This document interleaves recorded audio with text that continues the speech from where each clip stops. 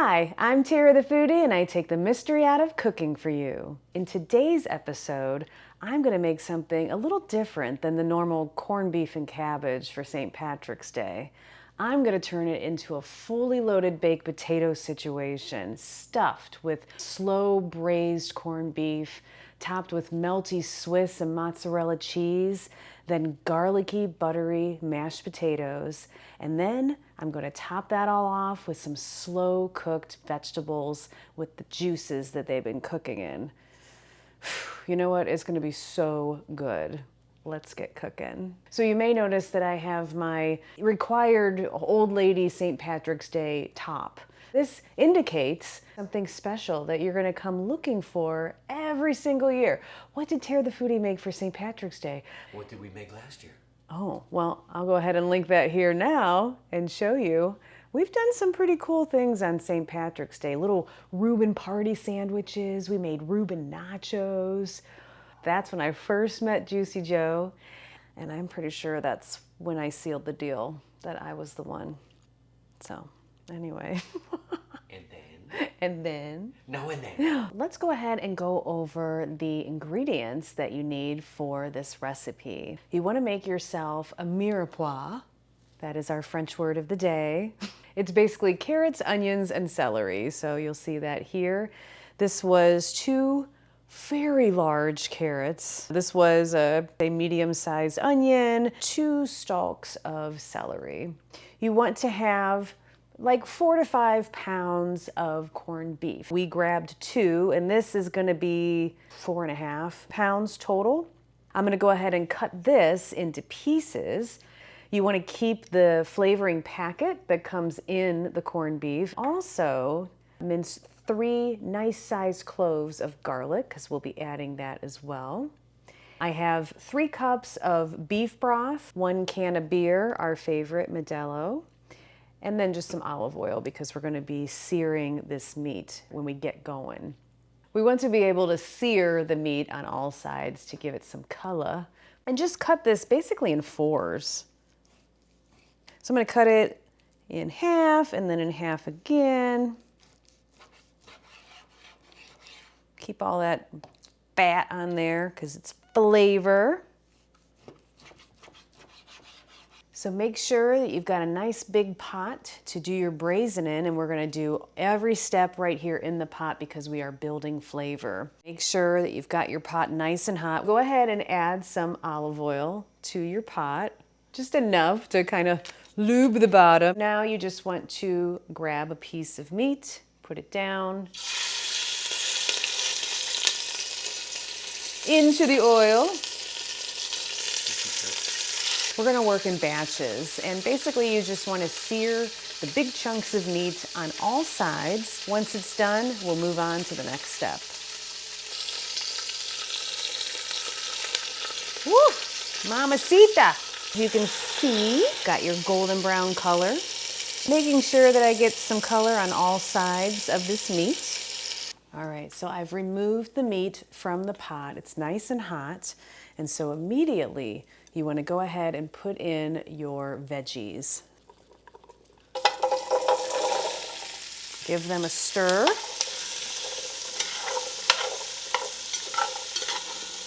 The great thing about veggies is they immediately start to give off like some moisture, especially the onions. That is going to help bring up the fond that is on the bottom of this pot. It is all the goodness that's stuck to the bottom of the pan or the pot when you're doing things like searing meat.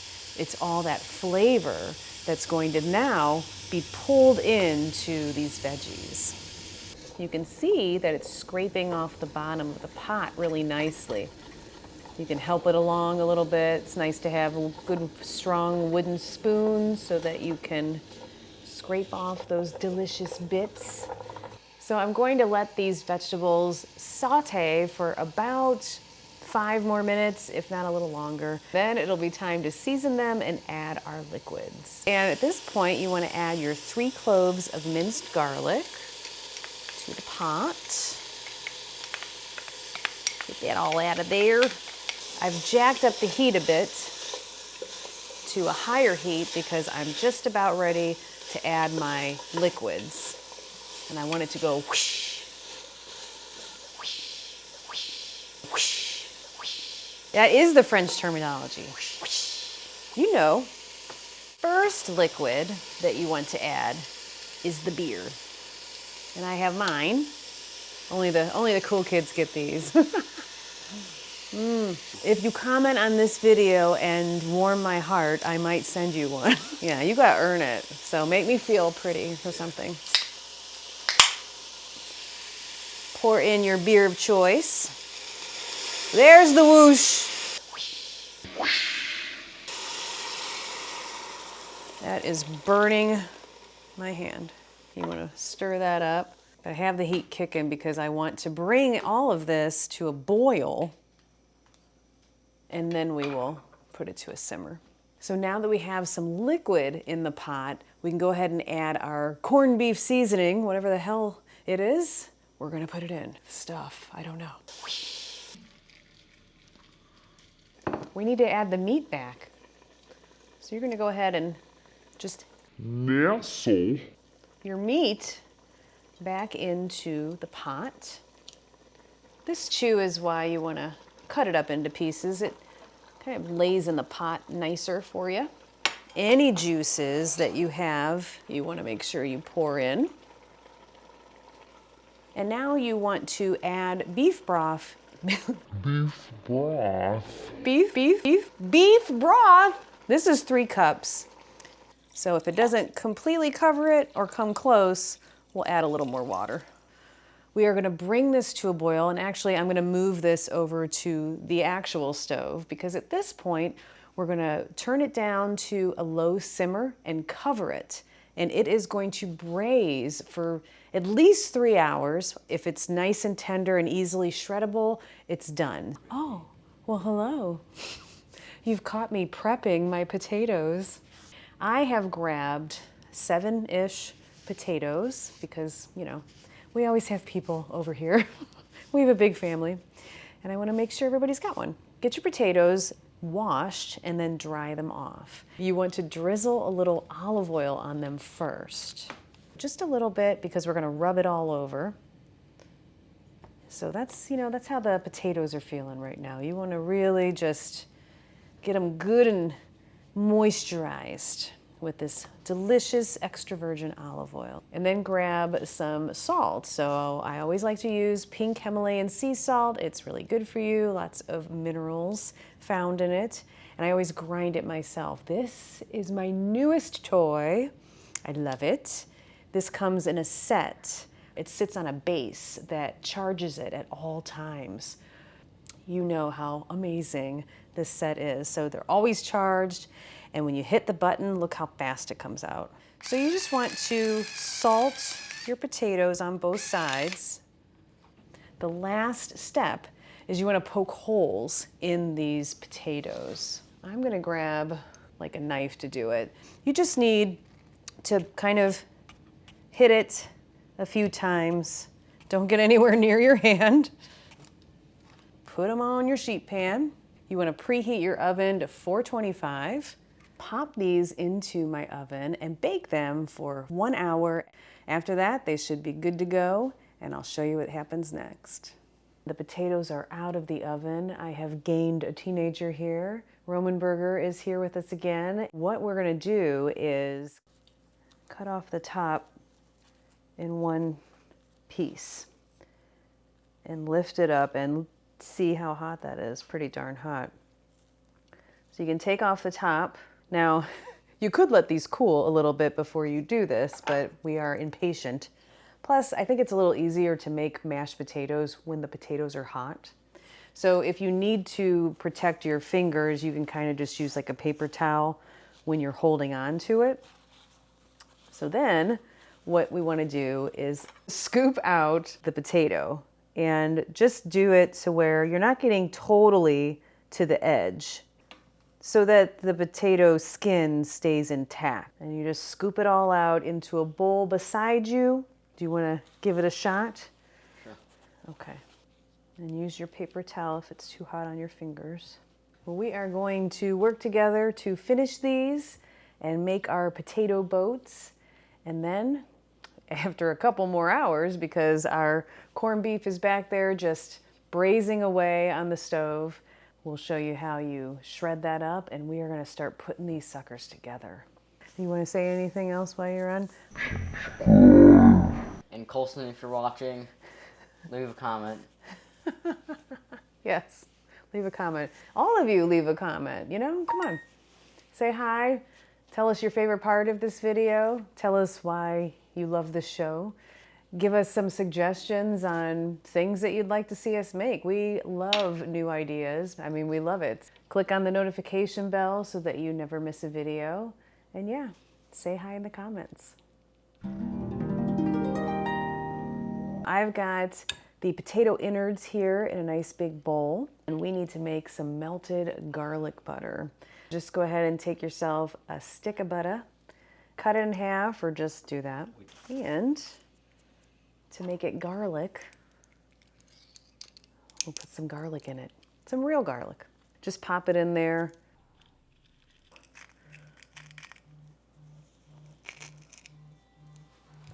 We'll do, I think 3 cloves of garlic will probably be good. And then this is unsalted butter. I'm gonna go ahead and salt it a bit. And then we'll end up adding more salt as we make this into mashed potatoes. So now I'm just gonna pop this in the microwave and melt it. I melted some butter, as long as it's mostly melted. So go ahead and add your melted garlic butter to your potatoes. And spatula, make sure we get it all out. Just add a little bit of milk. You can kind of decide how much milk you want as you go, but just kind of pour in some to start. A bit of salt as well. And then just go ahead and use your potato masher, or if you want to use hand mixer, you can go for that as well. And just mash it up. And this will let you know if you've got enough milk in it. And once we taste it, we'll know if we need more salt. All right, you tell me, Roman, if this needs more salt or milk or anything. Maybe slightly more salt. Yeah, okay. Let me see if I agree.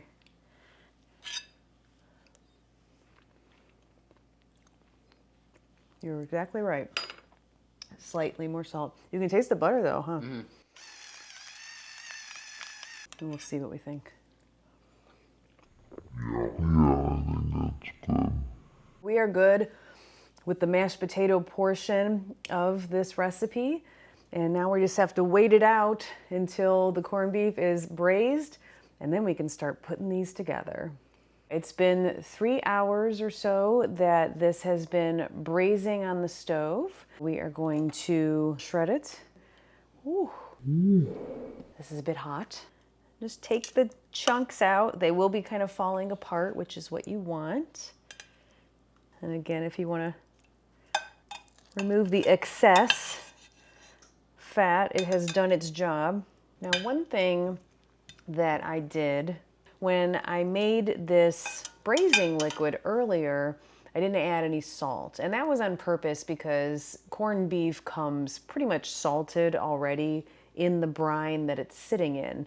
Once your corned beef is done braising, adjust the seasoning at that point, you can. I'm gonna go ahead and take a taste now, just to see if the salt level is good. Yeah. It tastes good. It didn't seem like it, right? But it did. So that's good. I'm gonna move this over here. Time to shred.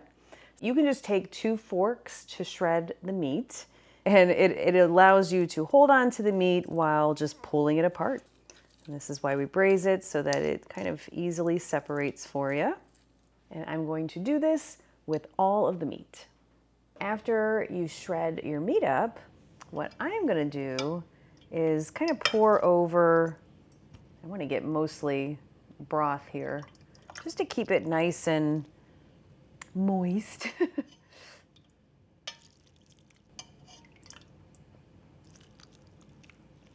Beautiful, beautiful. I have a slotted spoon as well, because at the end we might want to just fish out some of the vegetables to put on top. Set this off to the side and we will bring over our potato skins, and it's time to build our, what are we calling these?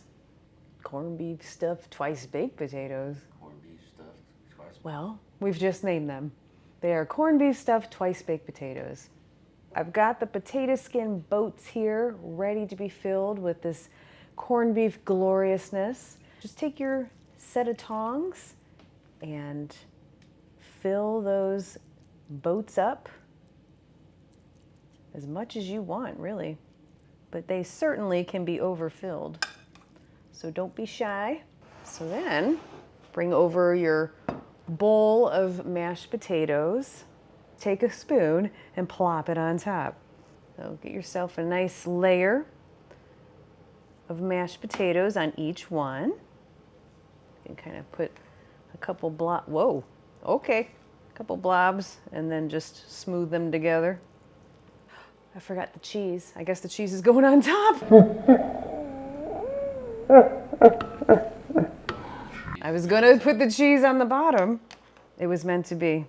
This is a mixture of shredded Swiss and shredded mozzarella, and I did shred it myself using my food processor, and it's very helpful. It should be nice and ooey gooey when it comes out of the oven. And I'm not skimping on the cheese because I never do. I think that's good. So I have my oven preheated to now 450. I'm gonna put these back in the oven, and then it will finally be time to taste. I'm gonna get a face full of heat. So I have just pulled these out of the oven, and to plate it, my suggestion is to bring over your pot of liquid. First, I'm gonna take my not slotted spoon and just kind of pour over some of this wonderful your braising liquids. Moisten that up a little bit. And then I'm gonna take my slotted spoon. I can top it with some beautiful vegetables from the braising liquid. And that really gives it a nice look before I go on. It is my favorite time of every episode, especially this one. Time to taste. I'm gonna try to just dig in here and pull up a little of everything. Oh, wow. Please don't burn my mouth.